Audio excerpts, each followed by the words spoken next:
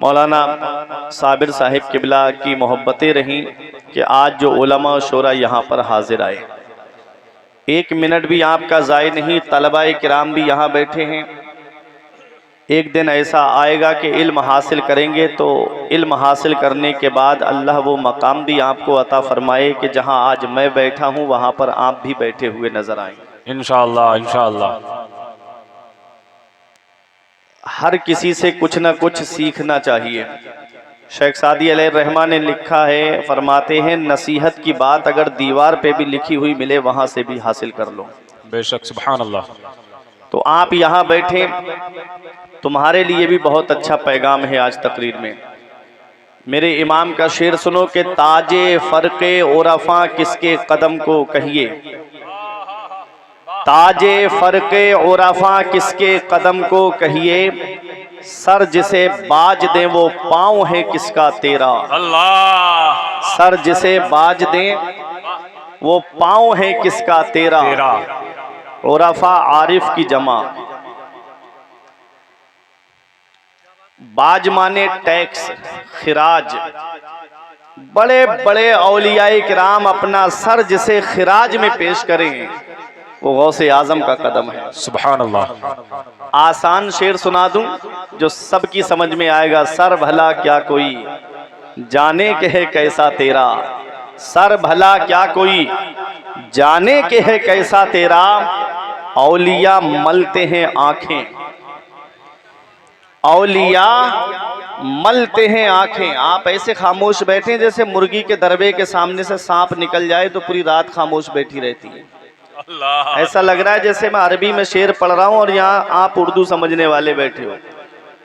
आला हजरत का शेर है, मैं मानता हूँ बड़े बड़े आलिमों को लुगत का सहारा लेना पड़ता है, लेकिन आसान करने के लिए हम बैठे हैं यहाँ। मेरे इमाम ने क्या कहा, सर भला क्या कोई, क्या कहना। इंसान अपने वजूद पर गौर करे तो इंसान के जिस्म में सबसे ऊंचा हिस्सा सर है और सबसे नीचा हिस्सा पैर का तलवा है। सरकार गौसे आजम के सर की शान तो अलग है, आपके सीने की शान तो अलग है, आपके दस्त के मुबारक की शान तो अलग है, आपकी कमर शरीफ की शान तो अलग है। गौसे आजम के कदम के तलवे की ये शान है कि बड़े बड़े औलियाए किराम अपनी आंखें मलते हुए नजर आते हैं। सुभान अल्लाह। सर भला क्या कोई जाने के है कैसा तेरा, औलिया मलते हैं आंखें वो है तलवा तेरा। तो मेरा इमाम कहता है गर्दनें झुक गई, सर बिछ गए, दिल लौट गए। अल्लाह। गर्दनें झुक गई, गर्दनें झुक गई, सर बिछ गए, दिल लौट गए। कश्फे साक आज कहाँ ये तो कदम था तेरा, कश्फे साक आज कहाँ ये तो कदम था तेरा। फिर मेरा इमाम कहता है शुक्र के जोश में जो है वो तुझे क्या जाने। ऐ मेरे गौसे आजम शुक्र के जोश में जो है वो तुझे क्या जाने। खिज्र के होश से पूछे कोई रुतबा तेरा, खिज्र के होश से पूछे कोई रुतबा तेरा।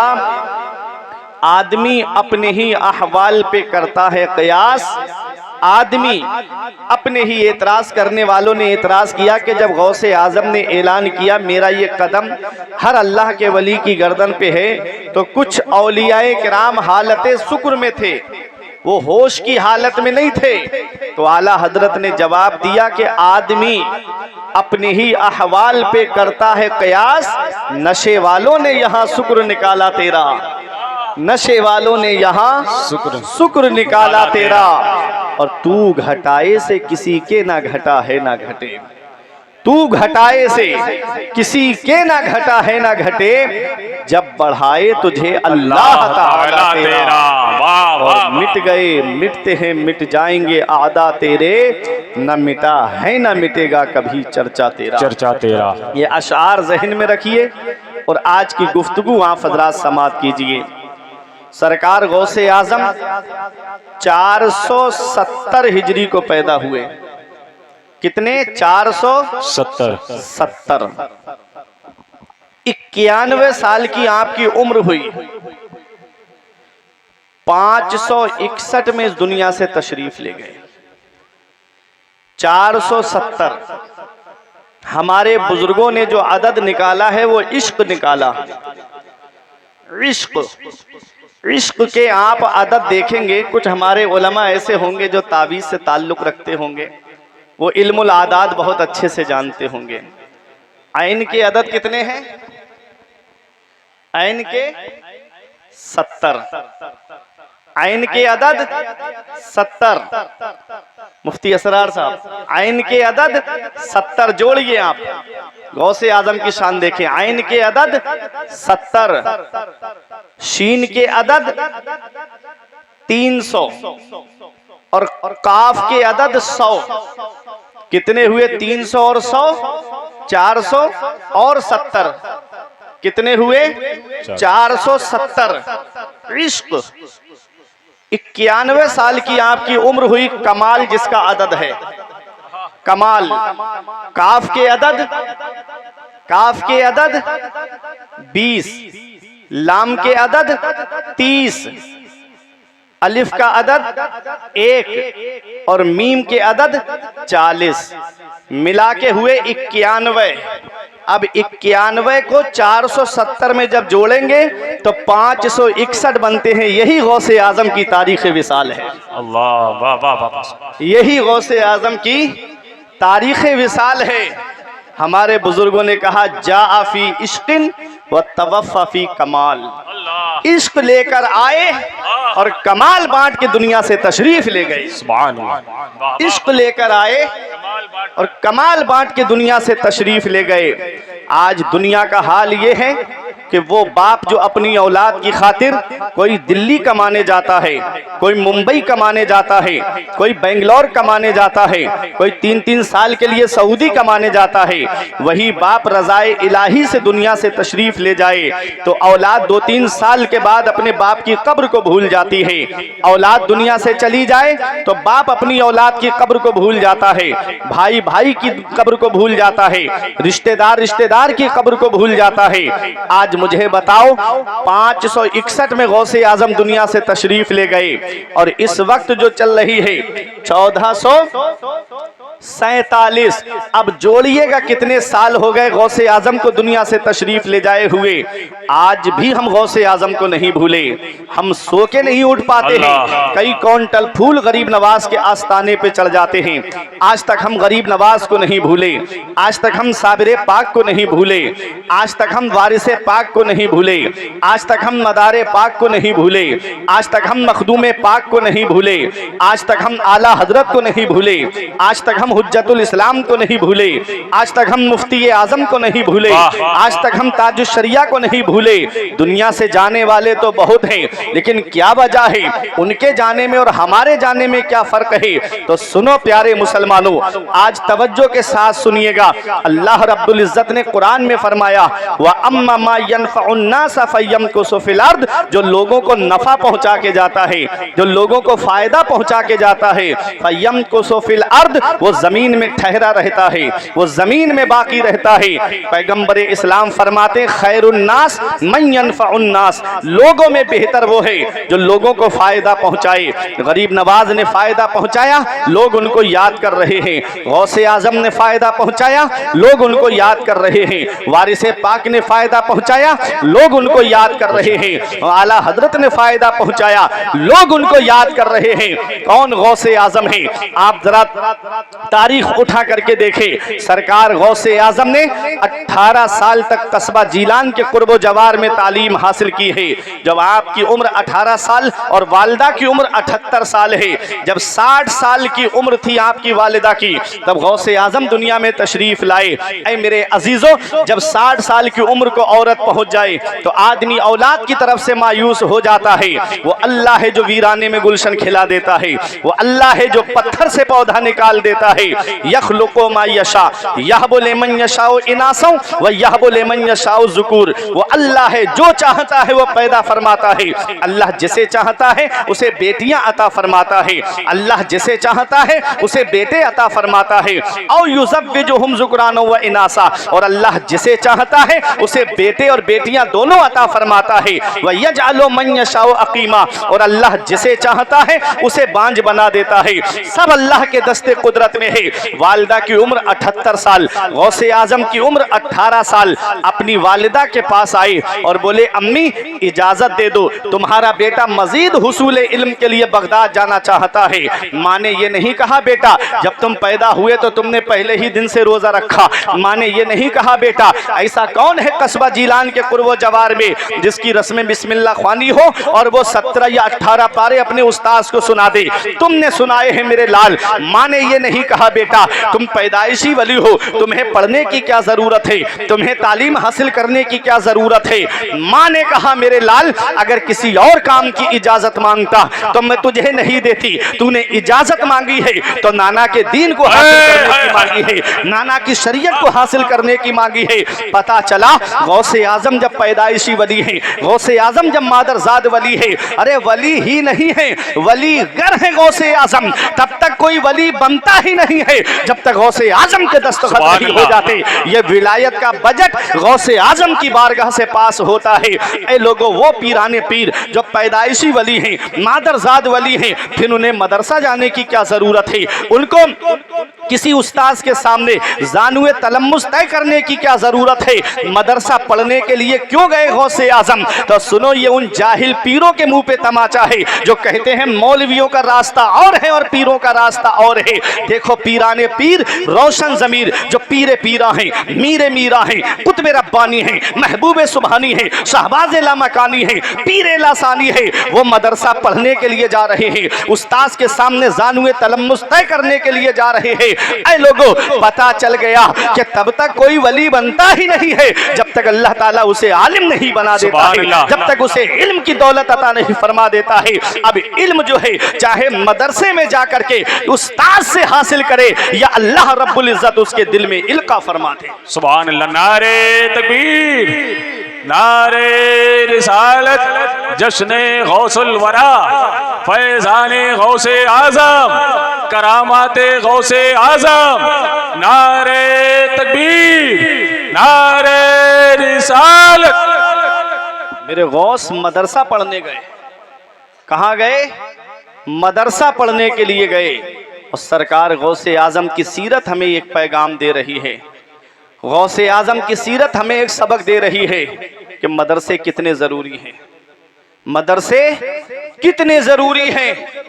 आज हमारी तवज्जो मदरसों की तरफ नहीं रही, आज हमारी तवज्जो मदरसों से हटती जा रही है। ऐ मेरे अजीजों आज सबकी नजरें मदरसों पे टिकी हुई हैं, सबकी नजरें मदरसों पे टिकी हैं।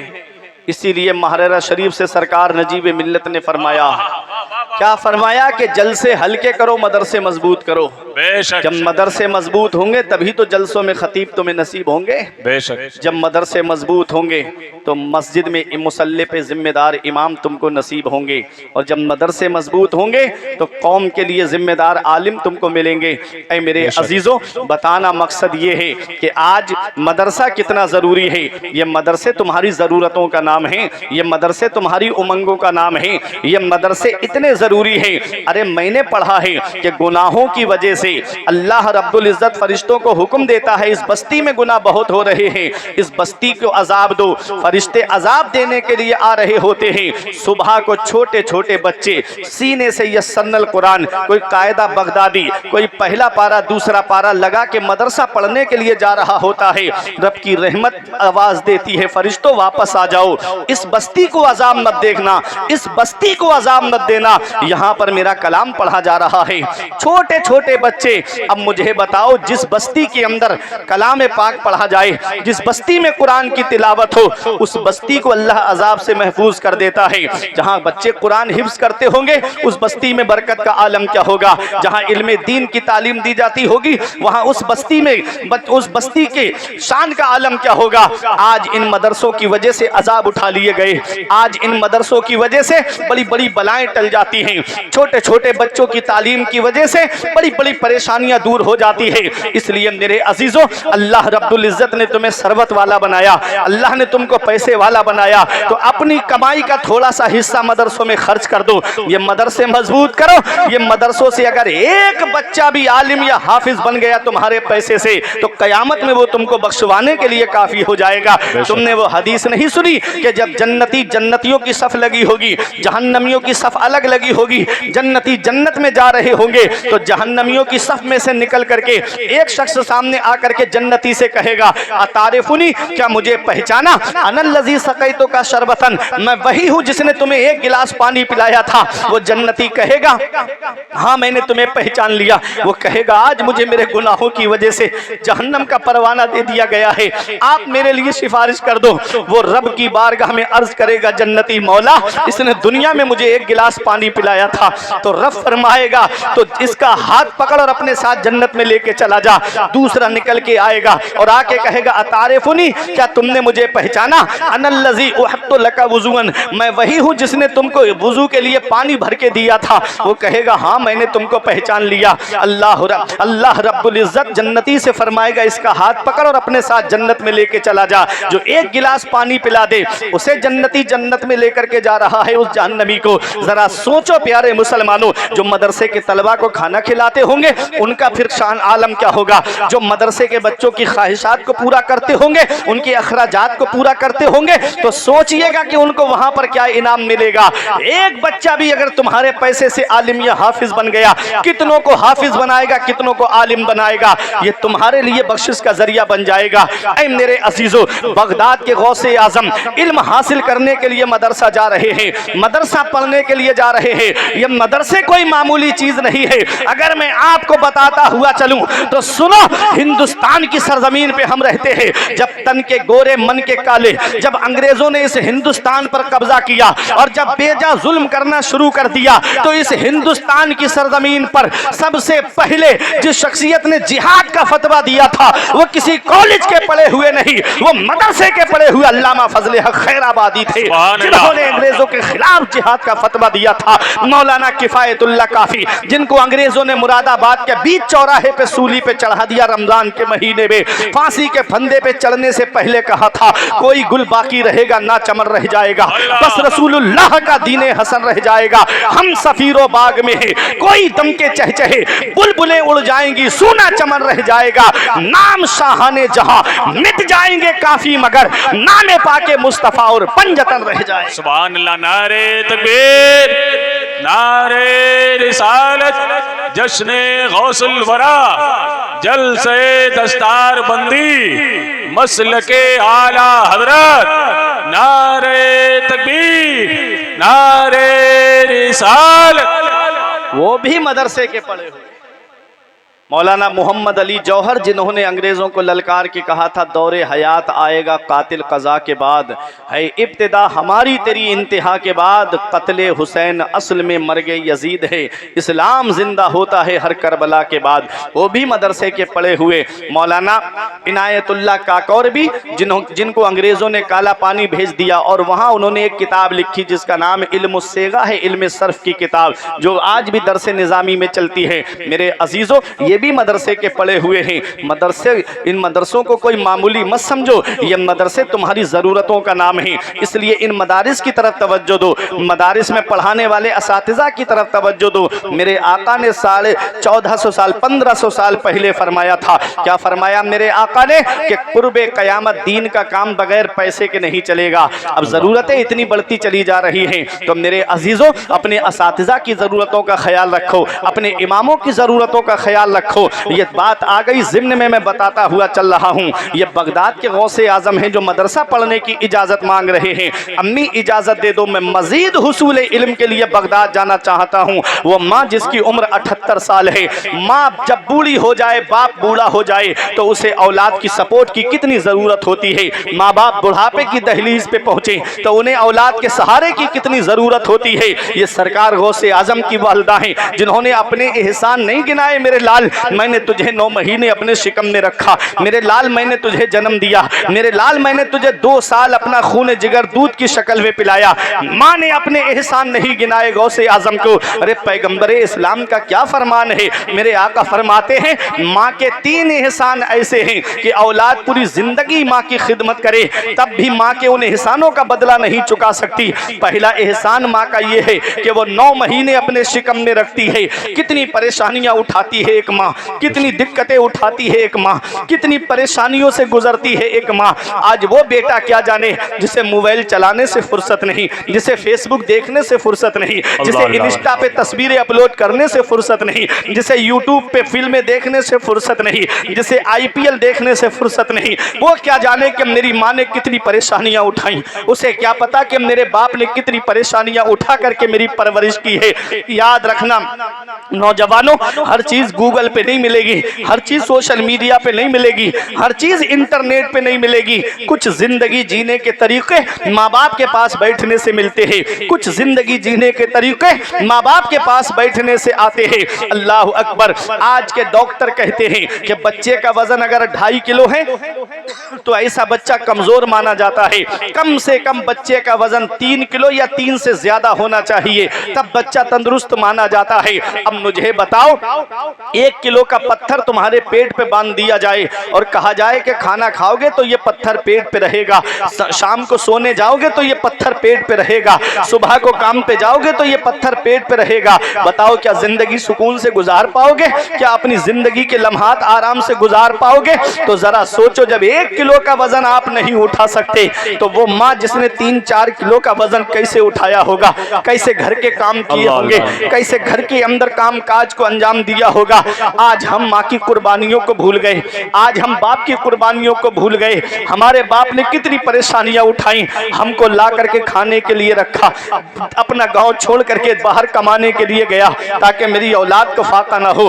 अपनी औलाद की खातिर वो बाहर से पैसे भेजता रहा ताकि उसकी कोचिंग की फीस वक्त पे जाती रहे, उसकी स्कूल की फीस वक्त पे जाती रहे।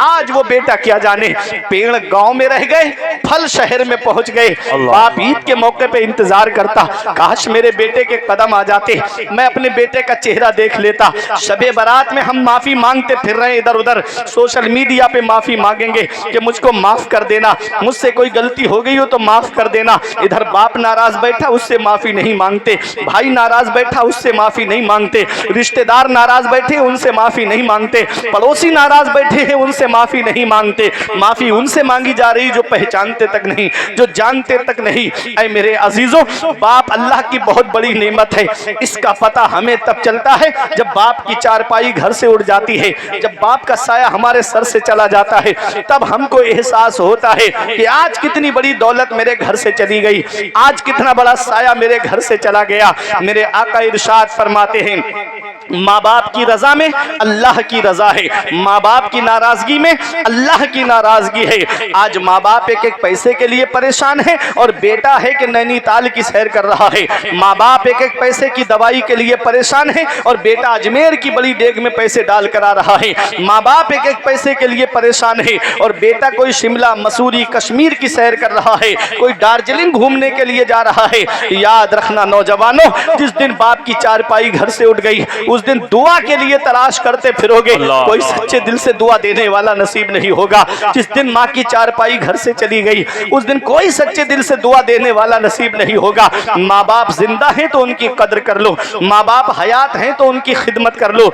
माँ बाप दुनिया से चले गए हैं, मेरे आका फरमाते जुमे के दिन जो माँ बाप की कब्र की जियारत कर ले, ऐसा बेटा माँ बाप के साथ हुस्ने सुलूक करने वालों में लिखा जाता है, माँ बाप के फरमाबरदारों में लिखा जाता है। चले जाया करो कब्रिस्तान। मेरे आका फरमाते हैं, फल मय्यतो फिल कब्र इल्ला कल गरीकिल मुतगव्विस यंतज़िरु दावतन तलहकुहु मिन अबिन व उम्मिन व अखिन व सदीकिन। आका फरमाते हैं, जो कब्रिस्तान में लेटे हैं वो दरिया में डूबने वाले की तरह हैं। जैसे दरिया में डूबने वाला इंतजार करता है कोई मेरा हाथ पकड़ के बाहर निकाल लेता, कोई मुझे सहारा दे देता। मेरे आका फरमाते हैं, जो कब्रिस्तान में लेटे हैं वो दरिया में डूबने वाले की तरह है।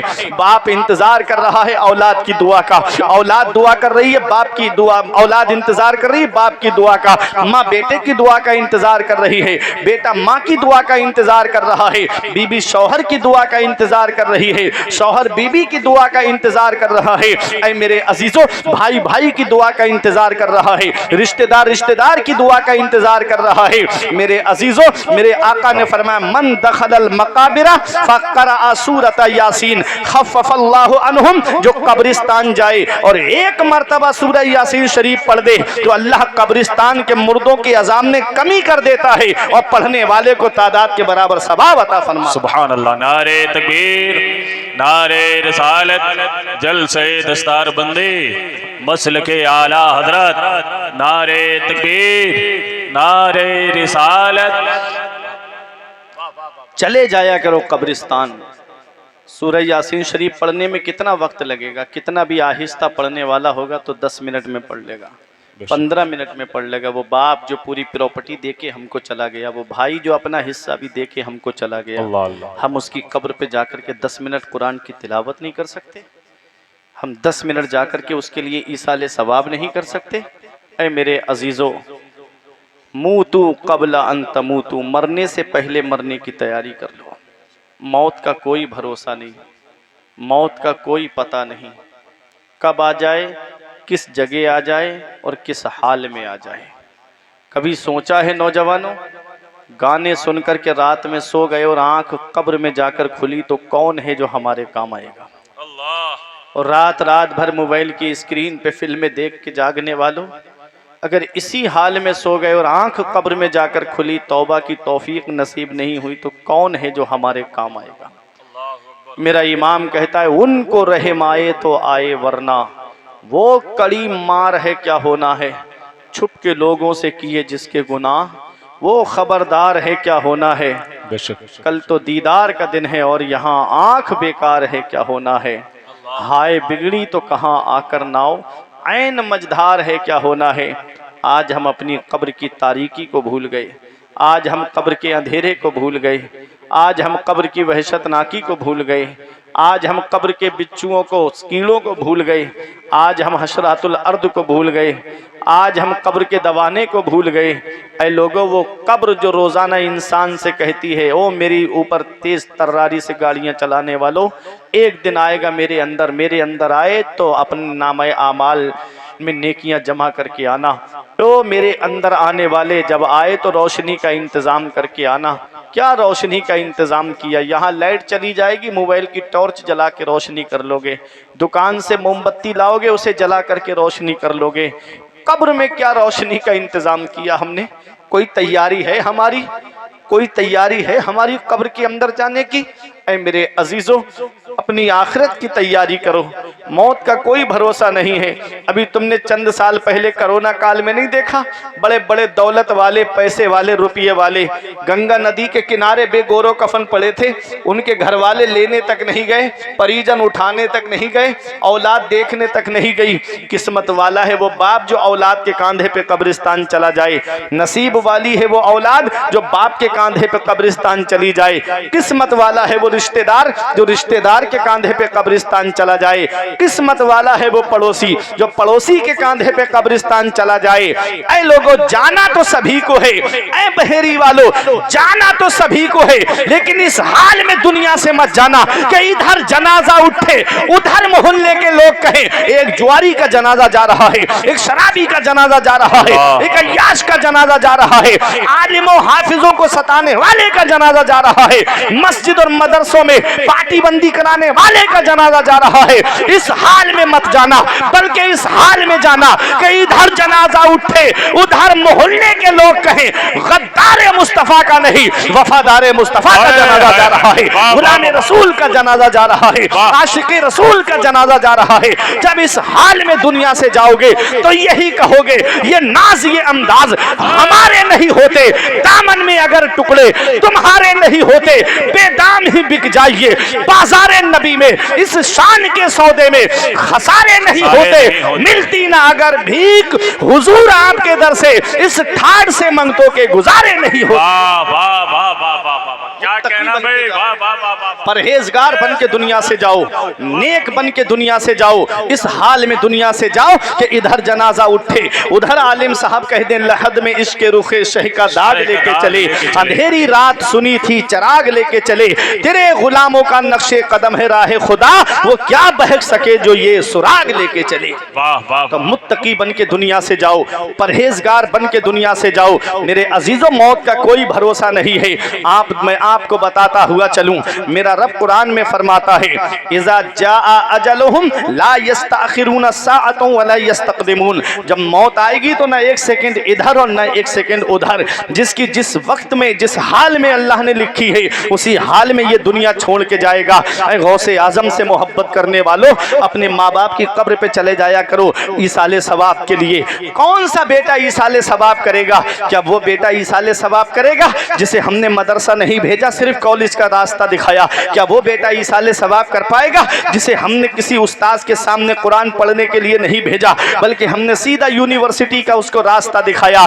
सुनो हजरत अब्दुल्ला इब्ने मसूद क्या फरमाते हैं, मन अरदल इल्मा फअलैहि बिल कुरान। जो इल्म हासिल करने का इरादा करे उसको चाहिए कि वो पहले कुरान की तालीम हासिल करे, पहले अपने मजहब की तालीम हासिल करे, पहले अपने दीन की तालीम हासिल करे। ऐ लोगो, कुरान की तालीम कितनी जरूरी है। आज सेक्टर ब्यूरो की रिपोर्ट के मुताबिक तकरीबन 85% मुसलमान तालीम याफ्ता नहीं है। रोना रोया जा रहा है, मुसलमान परेशान बहुत है, मुसलमान सताया बहुत जा रहा है। हाल ये हो गया आज हमारे नौजवान बच्चों का कि जगह जगह नालियों के करीब बैठ के मच्छर काट रहे हैं पैर पर, लेकिन उसको कोई फर्क नहीं पड़ रहा है। कोई व्हाट्सएप में लगा है, कोई फेसबुक में लगा है, कोई गेम खेल रहा है। 4-4, 5-5 नौजवानों की टोलियां बनी होती हैं, फिर रोना रो रहे हैं कि मुसलमान परेशान बहुत है। याद रखना नौजवानों, तरक्की इल्म से मिलती है, कामयाबी इल्म से मिलती है, बुलंद रुतबा इल्म से मिलता है, बुलंद मकाम इल्म से मिलता है, बुलंद अजमत इल्म से मिलती है। आप नीचे बैठे हो, उलमा ऊपर बैठे हैं, ये इल्म की बरकत है। आप देखो मस्जिद में जाओगे, आप मुसल्ले पे नहीं बढ़ सकते, उलमा मुसल्ले पे आगे बढ़ेंगे, आलिम मुसल्ले पे बढ़ेंगे, ये इल्म की बरकत है। इल्म कितना जरूरी है, तालीम कितनी जरूरी है। अगर आज आपने अपने बच्चों को तालीम हासिल नहीं कराई तो आज ये दौर जो डिजिटल इंडिया बनने जा रहा है, आपका लाइसेंस भी नहीं बन सकता, आप एक मुल्क से दूसरे मुल्क भी नहीं जा सकते। कितने तालीम कितनी जरूरी है। इसलिए बरकाती पैगाम याद रखो, आधी रोटी खाओ और अपने बच्चों को पढ़ाओ। मत चलाओ 1,50,000 का मोबाइल, छोटा मोबाइल चप्पल चला करके गुजारा कर लो, लेकिन अपने बच्चों को पढ़ने के लिए भेजो, अपने बच्चों को दीनी तालीम हासिल कराओ। और एक बात याद रखना, पहले अपने मजहब की तालीम दिलाना अपने बच्चों को, पहले अपनी शरीयत की तालीम दिलाना अपने बच्चों को, फिर उसके बाद चाहे डॉक्टर बनाना, चाहे इंजीनियर बनाना, चाहे प्रोफेसर बनाना, चाहे उनको मास्टर बनाना, पहले अपने मजहब की तालीम दिलाना। वरना यूनिवर्सिटी में ईमान के लुटेरे बैठे हैं, कॉलेजों के अंदर ईमान के लुटेरे बैठे हुए हैं, जो तुम्हारे बच्चों के ईमान व अकीदे पे डाका डालने के लिए बैठे हुए हैं। इसलिए उनको पहले इतनी तालीम अपने मजहब की दिला देना ताकि कोई उनके ईमान को लूट ना पाए, कोई उनके अकीदे पे हमला ना करने पाए। वरना कॉन्वेंट स्कूलों में जाकर के देखो, इंग्लिश मीडियम स्कूलों में जाकर के देखो, ऐसी ऐसी प्रार्थनाएं चल रही हैं, अल्लाह अकबर। अगर उनका तर्जमा आपको सुना दिया जाए तो आप अपने बच्चों को स्कूल भेजना बंद कर देंगे। मेरे अजीजों, मैं आज एक पैगाम दे करके गुजरना चाहता हूं, पहले अपने बच्चों को मदरसे में भेजना, अपने बच्चों को कुरान की तालीम दिलाओ, अपने बच्चों को शरीयत की तालीम दिलाओ। जितना इल्म फर्ज है हासिल करना, जरूरत के मसाइल किताबों से हल कर सके, इतना इल्म अपने बच्चों को पहले हासिल कराओ, फिर उसके बाद डॉक्टर बनाओ। कौम भी जानती, कौम भी चाहती है कि उसे एक साफ सुथरा डॉक्टर मिल जाए। जब तुम्हारा बच्चा पहले हाफिज या आलिम बनेगा, उसके बाद अगर डॉक्टरी लाइन में आएगा। और मैं एक पैगाम भी देना चाहूंगा अपने उन हुफ्फाज को जिन्होंने कुरान हिफ्ज कर लिया, उन आलिमों को पैगाम देना चाहूंगा कि जिनकी दस्तार अभी हुई है और उनको अभी पढ़ाने के लिए कोई मदरसे में जगह नहीं मिली या मस्जिद में मुसल्ले का इमामत का मुसल्ला नहीं मिला, तो उनके लिए भी मेरे लिए एक पैगाम है कि आओ और आकर के कॉलेज के रास्ते खुले हुए हैं, यूनिवर्सिटीज के रास्ते खुले हुए हैं, तुमने दीनी तालीम तो हासिल कर ली है, आओ जरा कॉलेज के रास्ते की तरफ। कौम भी चाहती है उसे एक साफ सुथरा वकील मिल जाए, कौम भी चाहती है कि उसे ऐसा वकील मिल जाए कि जो गरीबों का मुकदमा लड़े, कौम भी चाहती है कि उसे ऐसा साफ सुथरा इंजीनियर मिल जाए। जब कुरान की तालीम उसके पास होगी तो वो किसी से कमीशन लेता नजर नहीं आएगा। कौम भी चाहती है के उसे ऐसा साफ सुथरा डॉक्टर मिल जाए कि जो वही तकलीफ है वही रिपोर्ट जांच के लिए लिखे। ऐसा ना हो कि अल्ट्रासाउंड पे 100-200 रुपए कमीशन खाता नजर आए। ऐसा नहीं, जब कुरान की तालीम उसके पास होगी तो वो डरेगा कि मुझे किसी से कमीशन नहीं लेना है, वो डरेगा कि मुझे रिश्वत नहीं लेना है। नबी ने फरमाया अर्राशी वल मुर्तशी किलाहुमा फिन्नार। ऐ मेरे अजीजों, अपने बच्चों को पहले अपने मजहब की तालीम दिलाओ, अपनी शरीयत की तालीम दिलाओ। अरे इनसे अच्छा जहन किसके पास होगा, इनसे अच्छी सोच किसके पास होगी, इनसे अच्छी समझ किसके पास होगी? जो कुरान पूरा हिफ्ज कर ले, एक बैठक में पूरा कुरान सुना दे, इनसे अच्छा जहन किसके पास होगा? जो बुखारी शरीफ की हदीसें जुबानी याद कर ले, इनसे अच्छी अक्ल किसके पास होगी? ऐ मेरे अजीजों, अगर उलमा आ जाए डॉक्टर की तरफ, अगर उलमा आ जाए इंजीनियरिंग की तरफ, अगर उलमा आ जाए वकला की तरफ, तो सोच लो एक मुआशरा सुधरा हुआ नजर आएगा। याद रखना, इनसे अच्छी सोच और समझ किसके पास होगी? इमाम आजम अबू हनीफा के पास में एक बेवा औरत अपने 7-8 साल के बच्चे को लेकर आई। बच्चा बड़ा हसीन और जमील, बड़ा खूबसूरत। कहा हुजूर मेरे बच्चे का दाखिला अपने मदरसे में ले लो। इमाम आजम ने उस बच्चे को देखा, ये उलमा मदरसों से जुड़े हुए हैं। कुछ बच्चे बचपन में बड़े हसीन और जमील होते हैं जो कभी कभी फितने का सबब बन जाते हैं, कभी कभी आजमाइश का सबब बन जाते हैं। मेरे इमाम ने सोचा कि ये बच्चा छोटा है, इसको मदरसे में रखना अभी बेहतर नहीं है, इसलिए मेरे इमाम ने हिकमत अमली से काम लिया। फरमाया माई मेरे मदरसे में उन बच्चों का दाखिला लिया जाता है जो कुरान हिफ्ज करके आते हैं। मेरे इमाम ने सोचा कि जब ये बच्चा हिफ्ज करेगा तो 2-2.5 साल लग जाएंगे, इसको बालिग हो जाएगा, फिर कोई मसला ही नहीं बनेगा। अल्लाह अकबर। मेरे इमाम ने ये सोचा और कहा कि माई इसको ले जाओ, जब ये हिफ्ज कर ले तब मेरे मदरसे में लेकर के आना। माँ की आंखों में आंसू आ गए।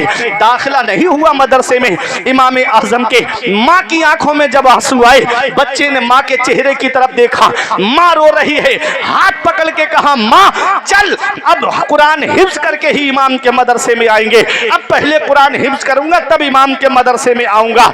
ऐ लोगों, अब आपकी खामोशी टूटने वाली है, सुनो ये उलमा दुआओं से नवाजेंगे। एक हफ्ता गुजरता है, 7-8 दिन गुजरते हैं, माई फिर लेके आ गई उस बच्चे को इमाम आजम की बारगाह में। कहा हजरत मेरे बच्चे का दाखिला ले लो। मेरे इमाम ने कहा माई तुमने मेरा कॉल नहीं सुना, मैंने क्या कहा कि मेरे मदरसे में उन्हीं का दाखिला होता है जो कुरान हिफ्ज करके आते हैं। माँ ने कहा हुजूर कुरान हिफ्ज करा के लाई हूँ, हाफिज़ कुरान बना के लाई हूँ। अरे जिसने एक हफ्ते में कुरान हिफ्ज कर लिया उसी को दुनिया इमाम मोहम्मद के नाम से जानती है, जिन्होंने एक हदीस की किताब मुअत्ता इमाम मोहम्मद को लिखा। सुभान नारे तकबीर, नारे रिसालत, जलसे दस्तार बंदी, फैज़ाने बरेली शरीफ, नारे हैदरी।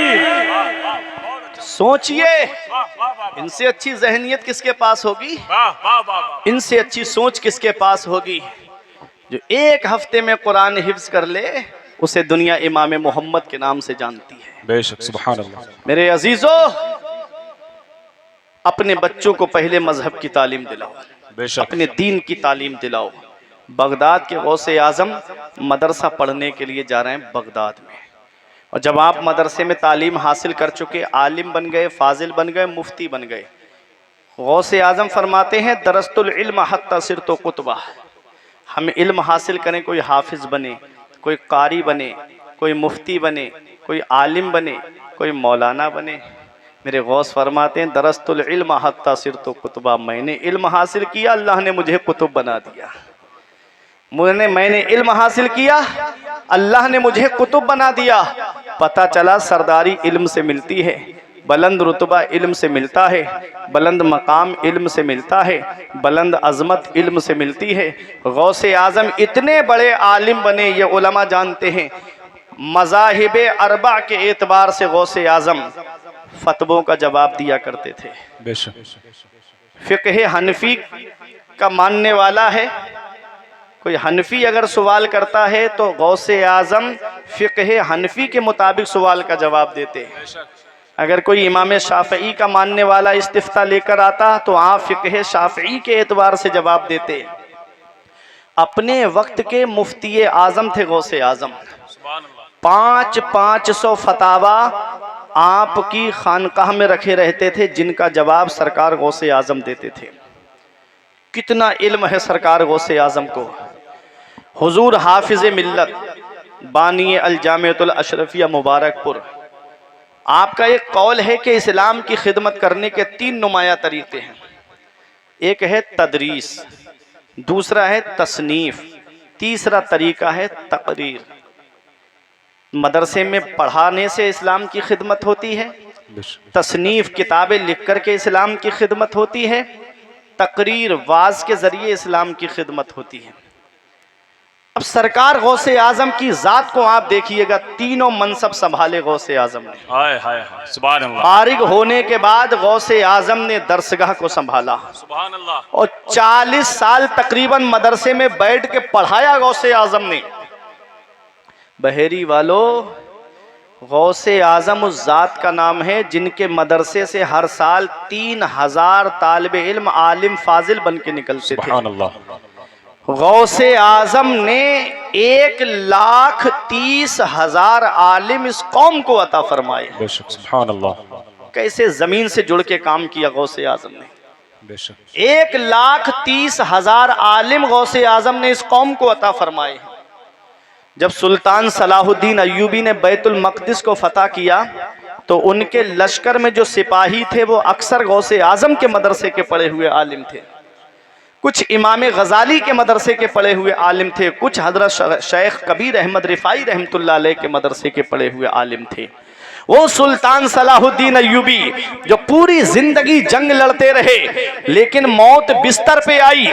किसी ने कहा, ओ सुल्तान सलाहुद्दीन अय्यूबी, तुम पूरी जिंदगी जंगों में रहे, मौत बिस्तर पे आई, आपकी गर्दन किसी तलवार से क्यों नहीं कटी? तो सुल्तान सलाहुद्दीन अय्यूबी का जवाब सुनो। कहते हैं, कोई तलवार ऐसी बनी ही नहीं है जो सलाहुद्दीन की गर्दन को काट दे। कहा, किस बिना पे कहते हो? कहा, जब बचपन में मेरे वालिद नजमुद्दीन अय्यूब मुझे गौसे आजम की बारगाह में लेकर गए, कहा कि मेरे बेटे के लिए दुआ कर दो, तो गौसे आजम ने मेरी गर्दन पे हाथ रख के फरमाया, ये बच्चा फातिह इस्लाम है, ये बच्चा मुसलमानों का क़िबला अव्वल बैतुल मक़दिस को फतह करेगा। सलाहुद्दीन अय्यूबी कहते हैं, जिसकी गर्दन पर गौसे आजम का हाथ रखा हुआ हो, उसकी गर्दन को कोई तलवार काट नहीं सकती है। क्या दबे जिस पे हिमायत का हो पंजा तेरा, क्या दबे जिस पे हिमायत का हो पंजा तेरा, शेर को खतरे में लाता नहीं कुत्ता तेरा। सुभान अल्लाह, सुभान अल्लाह। सरकार गौसे आजम। मेरे अजीजों, मदरसे में बैठ के पढ़ाया गौसे आजम ने, किताबें लिखी गौसे आजम ने। उलमा जानते हैं, कुरान की तफसीर अल जिलानी लिखी गौसे आजम ने, गुनियतुत तालिबीन लिखी गौसे आजम ने, फुतूहुल गैब किताब लिखी गौसे आजम ने, अल फतहुर रब्बानी किताब लिखी गौसे आजम ने, कई रसाइल लिखे गौसे आजम ने। न जाने मेरे शेख की कितनी किताबें, तो जब हिलाकू खान ने बगदाद पे हमला किया था, पूरा बगदाद तबाह कर दिया, तो कितनी किताबें उठा करके दरिया दजला के अंदर डाल दी गई जो आज हमारी नजरों के सामने नहीं। ऐ लोगों, जरा सुनिएगा कैसे दीन का काम किया गौसे आजम ने, कैसे जमीन से जुड़ करके इस्लाम की खिदमत की है गौसे आजम ने।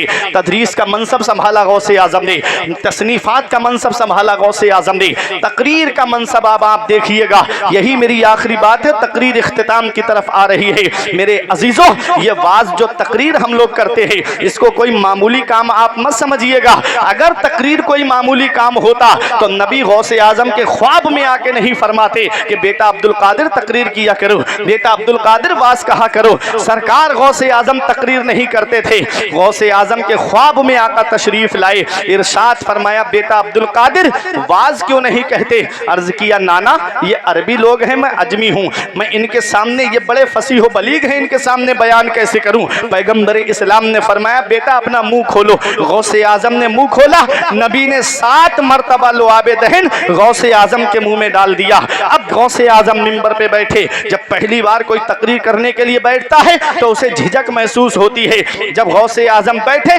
झिझक महसूस हुई, फौरन मौला अली शेर खुदा आ गए, बेटा अब्दुल कादिर मुंह खोलो। आपने मुंह खोला, मौला अली शेर खुदा ने 6 मरतबा अपना लुआबे दहन डाल दिया। अर्ज किया, नबी ने 7 मरतबा डाला, आपने 6 मरतबा डाला। तो अदब देखिए सहाबा का।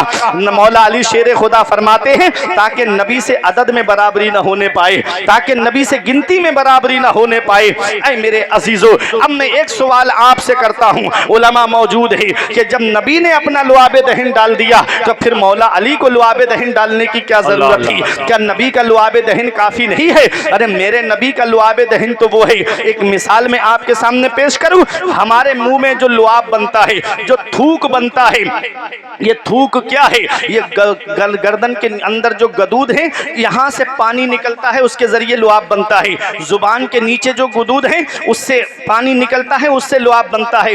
हलक के अंदर जो गदूद है उसके जरिए पानी निकलता है, लुआब बनता है।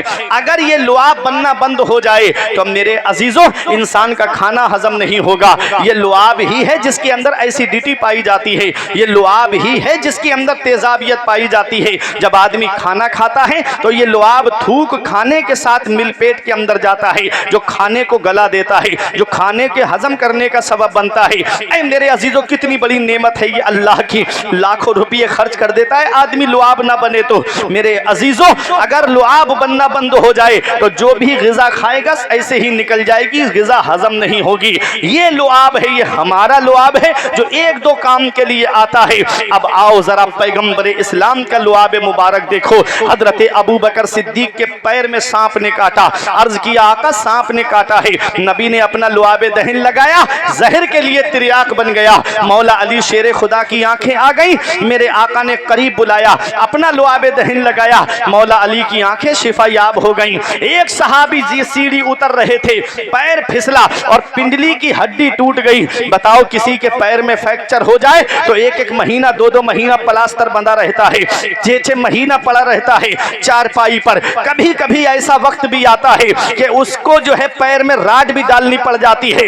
लेकिन आओ, ये सहाबी रसूल है, आका की बारगाह में आते हैं। किसी हकीम के पास नहीं गए, किसी तबीब के पास नहीं गए, क्योंकि वो जानते हैं आका की शान ये है, शाफी हो नाफी हो तुम, काफी हो बाफी हो तुम, दर्द को कर दो दवा, तुम पे करोड़ों दुरूद। सहाबी नबी की बारगाह में आए और अर्ज किया, आका मेरे पैर की पिंडली की हड्डी टूट गई। पैगंबर इस्लाम ने अपना लुआब दहन लगाया और अपना दस्ते मुबारक फेर दिया, हड्डी ठीक हो गई। एक सहाबी की आंख में तीर लगा, आंख का ढेला बाहर निकल आया।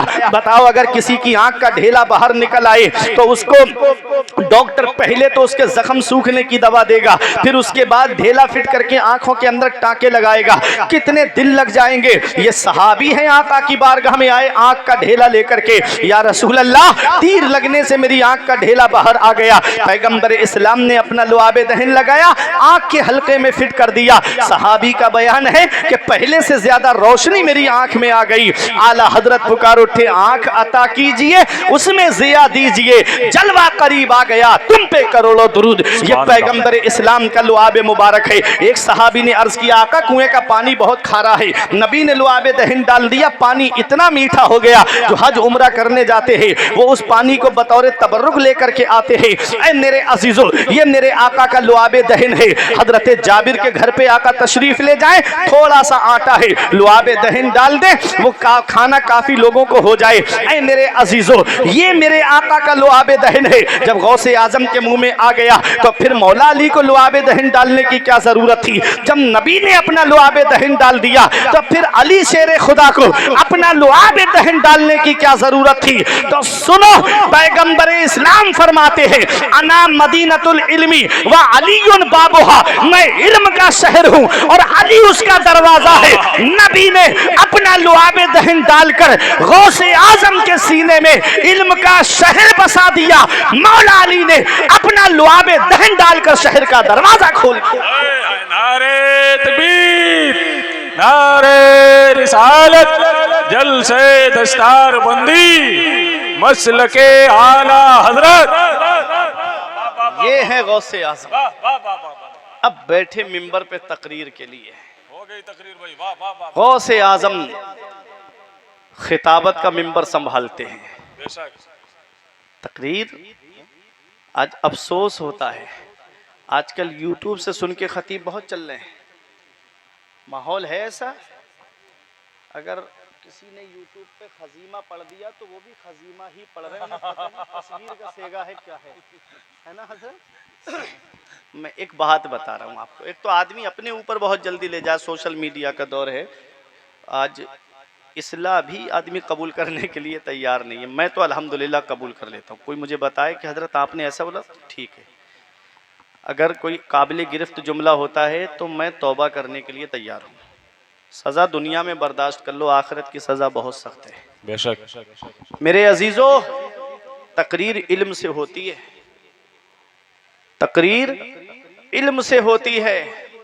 इसलिए जब जलसे कराओ तो पहले किसी जिम्मेदार आलिम से पूछ लिया करो कि फला आलिम को हम बुला रहे हैं अपनी बस्ती में, क्या हमारी बस्ती के लिए ठीक रहेगा? बेशक ये शॉर्ट वीडियो सुन के आदमी बुला लेता है, 30 सेकंड की, 40 सेकंड की, अरे बहुत अच्छी बात इन्होंने बताई, बहुत अच्छी बात इन्होंने बताई।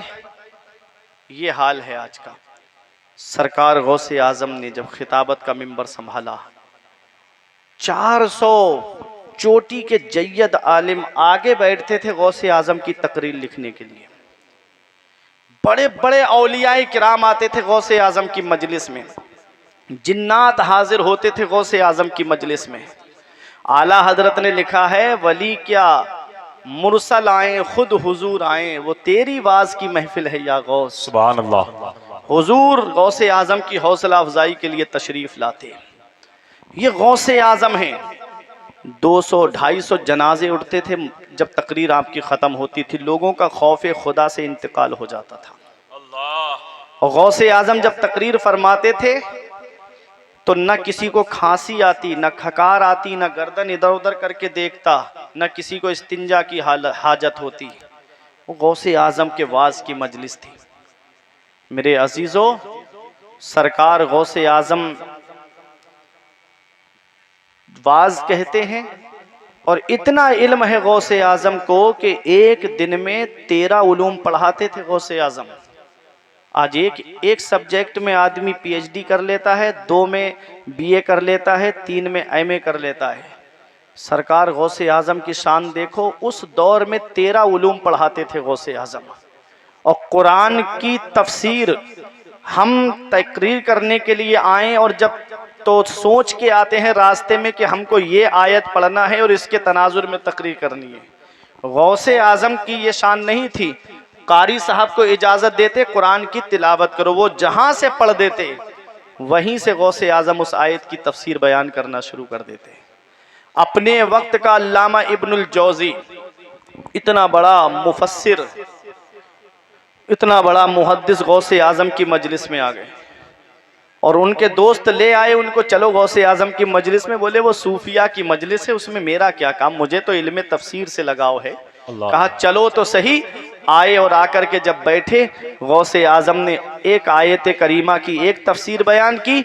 उनके दोस्त ने कहा क्या ये जानते हो? बोले हाँ मैं जानता हूँ। फिर दूसरी तफसीर बयान की, कहा ये जानते हो? कहा हाँ ये भी जानता हूँ। फिर तीसरी तफसीर बयान की, कहा ये जानते हो? कहा हाँ ये भी जानता हूँ। खड़े हो जाएं खलीफे हुजूर मखदूम मिल्लत उस्ताजुल उलमा हजरत अल्लामा अलहाज मुफ्ती मोहम्मद फैजुल हक साहब किबला आज़मी की तशरीफ आवरी हो रही है। नारों से इस्तकबाल करें। नारे तकबीर, नारे रिसालत, खलीफे हुजूर मखदूम मिल्लत उस्ताजुल उलमा हजरत अल्लामा मुफ्ती फैजुल हक साहब किबला, हजरत अल्लामा मुफ्ती फैजुल हक साहब किबला। नारे तकबीर, नारे रिसालत। अब जो हजरात बहुत पीछे खड़े हैं, दरमियान में कुर्सियां खाली हुई है, आप हजरात खड़े हुए हैं तो थोड़ा आगे आ जाएं तो बेहतर हो जाएगा। इसलिए कि खलीफा हुजूर मखदूम मिल्लत हजरत अल्लामा मुफ्ती फैजुल हक साहब किबला की भी तशरीफ आवरी हो चुकी है। भाई आप लोग भी आ जाएं, थोड़ा आगे आ जाएं। इधर से पीछे कुर्सी जो दरमियान में खाली हुई है इसको भर लें आप हजरात। आ जाएं, आगे आ जाएं, आ जाएं, जल्दी से आ जाएं आप हजरात, आ जाएं, आ जाएं, जल्दी से आ जाएं आप हजरात। सुभान अल्लाह।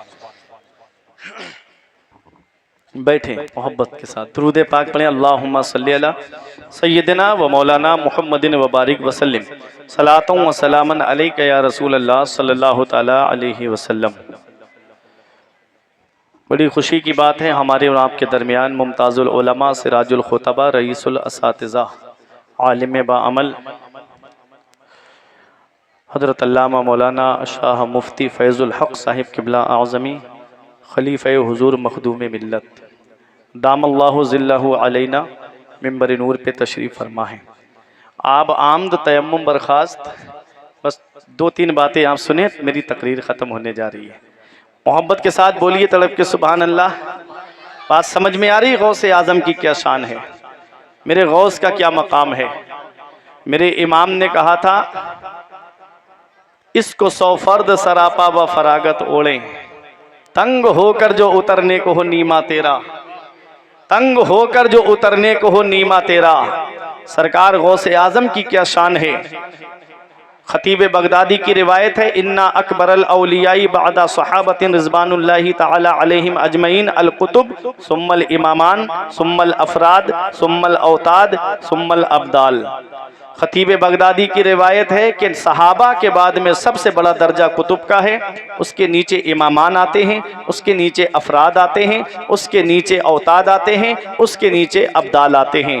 मतलब अब्दाल से बड़े औताद, औताद से बड़े अफराद, अफराद से बड़े इमामान, इमामान से बड़ा कुतुब और कुतुब से बड़ा गौस होता है। 70 नुकबा होते हैं, 100 नुजबा होते हैं, 40 अब्दाल होते हैं, 3 कुतुब होते हैं और 1 गौस होता है। अब गौसे आज़म की शान आप सुनिएगा, मेरे गौस का मकाम क्या है, मेरे गौस की अजमत क्या है, मेरे गौस का मकाम सुरैया क्या है। मेरे अजीजों, मेरा इमाम कहता है, इसको 100 फर्द सरापा फरागत ओढ़े, तंग होकर जो उतरने को हो नीमा तेरा। अफराद से कहते हैं तो सुनो, फर्द के बारे में आया है कि अगर फर्द की फर्दियत को फैला दिया जाए तो जमीन का हिस्सा कम पड़ जाए। आला हजरत अजीमुल बरकत से पूछा गया अल मलफूज शरीफ के अंदर, तो आपने फर्द के बारे में बताया है कि खिज्र की नजरों से, ख्वाजा खिज्र की नजरों से कोई नहीं छुप सकता।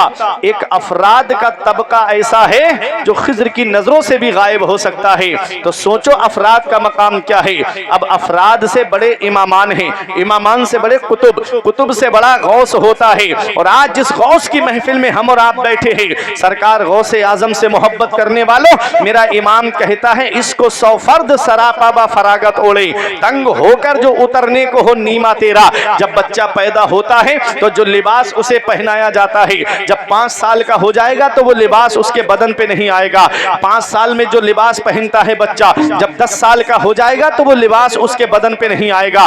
10 साल में जो कपड़े बच्चा पहनता है, जब 20 साल का होगा तो वो लिबास उसके बदन पे नहीं आएगा। सरकार गौसे आजम की शान देखिए, नीमा का लफ्ज है मेरे अजीजों, नीमा कपड़े के छोटे से टुकड़े को कहते हैं। मेरा इमाम कहता है, इसको 100 फर्द सरापा व फरागत ओढ़े, तंग होकर जो उतरने को हो नीमा तेरा।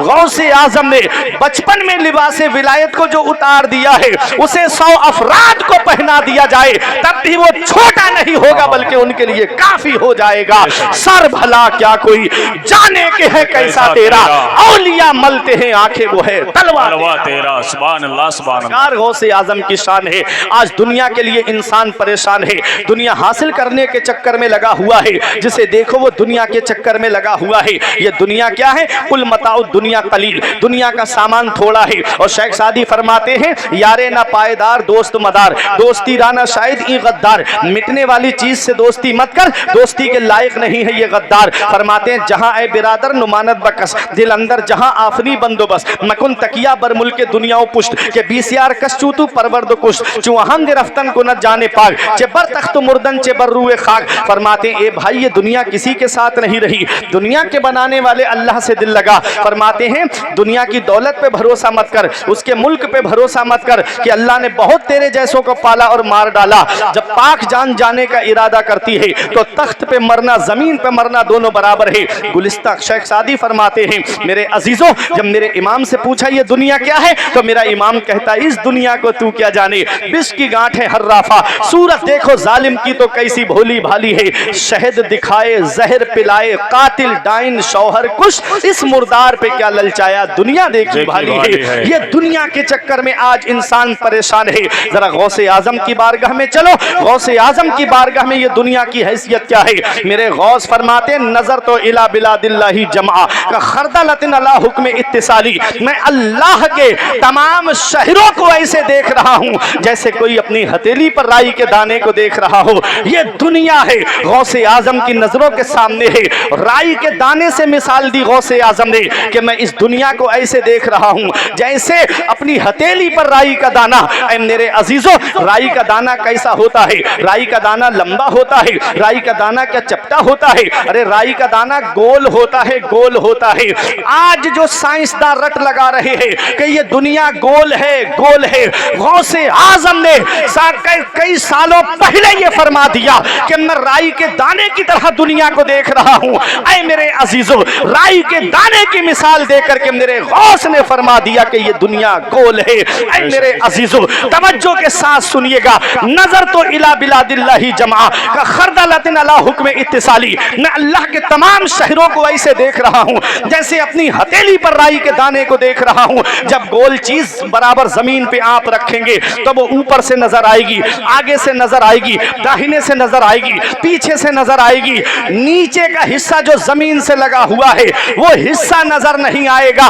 पता चला गौसे आजम इस दुनिया को आगे से भी देख रहे हैं, पीछे से भी देख रहे हैं, दाहिने से भी देख रहे हैं और बाएं से भी देख रहे हैं। वो जो हिस्सा जमीन से लगा हुआ है वो हिस्सा क्या है? तो सुनो, वो हिस्सा नबूवत का नुक्ता है। अब आला हजरत का शेर सुनो, उलूहियत ही अहमद ने ना पाई, नबूवत ही से तू आदिल है या गौस। सहाबियत हुई फिर ताबईयत, बस आगे कादरी मंजिल है या गौस। हजारों ताबई से तू फुजू है, वो तबका मुजमलन फाजिल है या गौस। मैं कमजोर, बदन कमजोर, दिल काहिल है या गौस। जिसे करनो ना पाए सैर वाले, वो तेरी पहली ही मंजिल है या गौस। सुभान अल्लाह, सुभान अल्लाह। गौसे आजम है, इस दुनिया को सब तरफ से देख रहे हैं।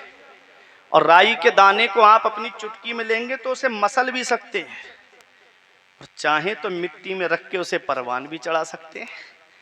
तो समझ गए, गौसे आजम चाहे तो इस दुनिया को मसल भी सकते हैं और चाहे तो रहमो करम के जरिए से परवान भी चढ़ा सकते हैं। इख्तियार है, उन्हें पावर है। तेरे रब ने मालिक किया तेरे जद को, तेरे घर से दुनिया पली गौसे आजम। मेरे पीर फरमाते हैं सरकार ताज शरिया, पीरों के आप पीर हैं या गौस अलमदद, अहले सफा के मीर हैं या गौस अलमदद। सदका रसूल पाक का झोली में डाल दो, हम कादरी फकीर हैं या गौस अलमदद। हम कादरी फकीर हैं या गौस अलमदद। मेरे गौस ने फरमाया, क्या फरमाया? यही एक बात सुनिए। मेरे गौस ने फरमाया, मुरीदी ला तखफ अल्लाहु रब्बी अतानी रिफातन निलतुल मनाली। ऐ मेरे मुरीद मत डर, अल्लाह मेरा रब है। ऐ मेरे मुरीद मत डर, अल्लाह मेरा रब है। और मेरे इमाम ने क्या कहा था? कादरी बूदन रजारा मुफ्त बागे खुल्द दाद। अहमद रजा कादरी हो जाओ, बागे जन्नत मुफ्त मिलेगी। ये कादरी निस्बत जो आज आपके पास में रईसुल अतकिया के ज़रिए आई, मखदूम मिल्लत के ज़रिए आई, ये निस्बत कोई मामूली निस्बत नहीं है। इस निस्बत को मजबूती से पकड़े रहो। ये कादरी निस्बत, मेरे इमाम ने कहा था, तुझसे दरो दर से सगो सग से है मुझको निस्बत, मेरी गर्दन में भी है दूर का डोरा तेरा। और इस निशानी के जो सग हैं नहीं मारे जाते, हश्र तक मेरे गले में रहे पट्टा तेरा। मेरी किस्मत की कसम खाएं सगाने बगदाद, हिंद में हूँ भी तो देता रहूं पहरा तेरा। हमें खुशी है, हमें फ़ख्र है कि खुदा के फजल से हम पर है साया गौसे आज़म का। हमें दोनों जहां में है सहारा गौसे आज़म का। मुरीदी ला तखफ कहकर तसल्ली दी गुलामों को, कयामत तक रहे बेखौफ बंदा गौसे आज़म का। फरिश्तों रोकते क्यों हो हमें जन्नत में जाने से, ये देखो हाथ में दामन है किसका?